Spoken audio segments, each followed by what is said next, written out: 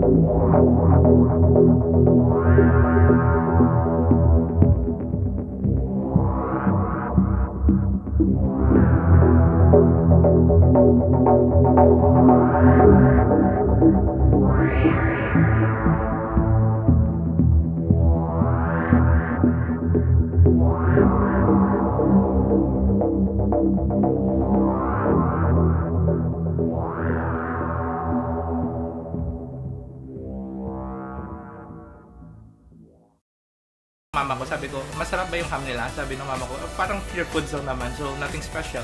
Maybe daming tumatangkilik sa kanila, it's because authentic and then nasasarapan sila. So sa akin naman, simple lang naman yung panlasa ko. And yung masasabi ko is parang ordinary ham lang naman siya na nabibili sa mga supermarket. And ganun yung masasabi ko sa ham ng Excelente, guys. So hope nag-enjoy kayo sa Quiapo food tour ko, guys. So ngayon, guys, nandito na ako sa boarding house, nakauwi na ako, and dito ko na lang tinikman yung mga food na nabili ko doon kasi nahihiya ako, hindi pa ako sanay, guys, na mag vlog in public. So pinuntahan ko na ng mga store, and then yung kanina, guys, ay yung mga nabili ko na hopia, and then yung globe lumpia, then doon ko na kinain sa loob ng restaurant kasi nahihiya ako mag-try in public, and then sobrang delikado din naman doon sa Quiapo mag-vlog, and then may mga gamit pa ako nadala. So yun, guys, kung gusto nyo mag-subscribe sa channel ko, guys, please do subscribe na, guys, sa mga hindi pa nag-subscribe. Hope to see you again in my next and future vlog. This is Dex Destination once again, always saying bon voyage, keep safe, guys, bye.